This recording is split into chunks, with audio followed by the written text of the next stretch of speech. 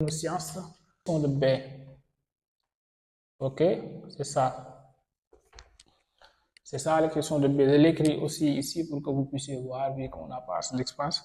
C'est égal à moins R2 sur R1, facteur de U0 fois A. Ok.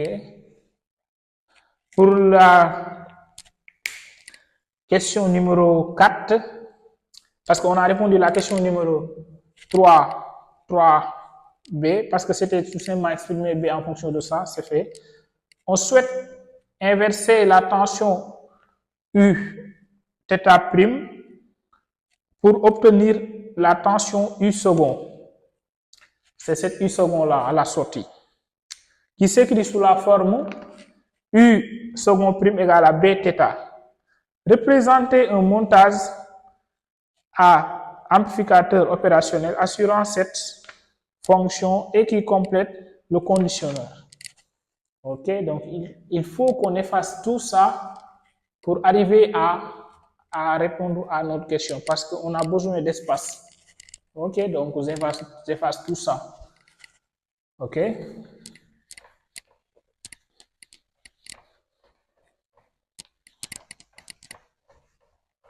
Bon, n'oubliez pas de vous abonner et de liker. Inverser la tension Uθ' pour obtenir la tension Uθ second qui s'écrit sous la forme Uθ second égale à B fois θ. Ok? Fois B fois θ, représenter un montage amplificateur opérationnel assurant cette complète le conditionneur. Ok, donc c'est ça. On va essayer de répondre à cette question. Donc c'est ça. Il suffit tout simplement de représenter un amplificateur inverseur. On va aussi démontrer cette relation-là, Uθ second égale à B Uθ' égale à Bθ. Ok, donc c'est ça qu'il faut faire. Ici, on a R1, supposons que c'est R1. Ok, c'est ça. Supposons que pour inverser, les résistances là sont R2 comme ça. Appliquer ici la tension Uθ. On applique ici le Uθ' et à la sortie, on a Uθ second. Donc, on a donc actuellement deux schémas parce qu'il nous demande un montage. Ok? Donc, c'est ce type de montage-là. Comment prouver que c'est ce type de montage? C'est facile. On va appliquer tout simplement, on va appliquer tout simplement, ça c'est moins, ça c'est plus lié à la masse. On va appliquer tout simplement, il suffit de faire ceci égal à Uθ' sur R1 plus Uθ second sur R2 égale à 1 sur R1 plus 1 sur R2. Sachant que ceci est différent de 0, avec ça égale à 0, implique que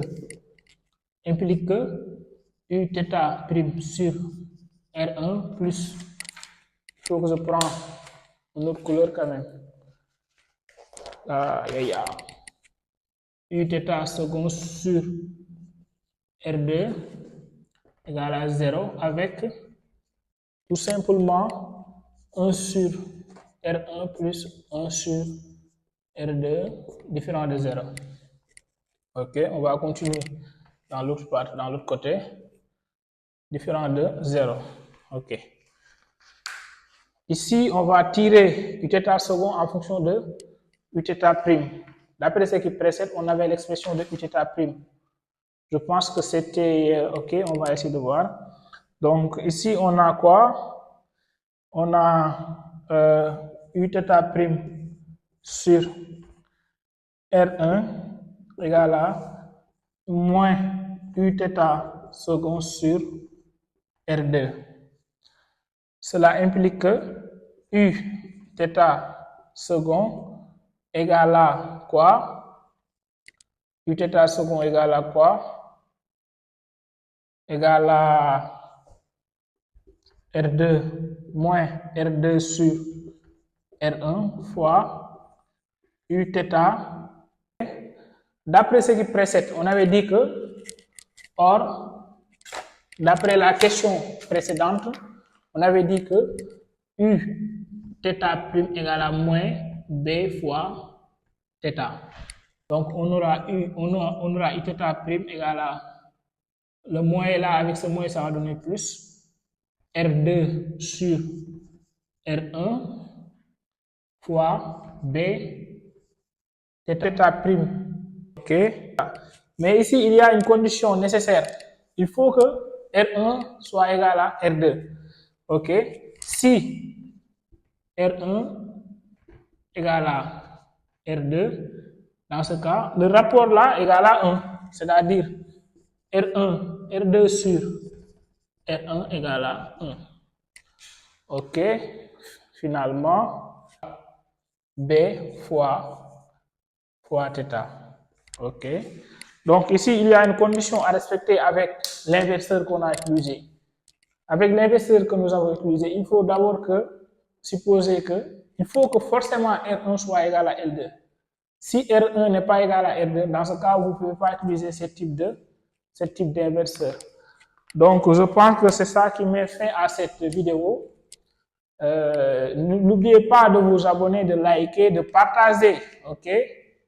Nous vous disons merci et à la prochaine. Merci.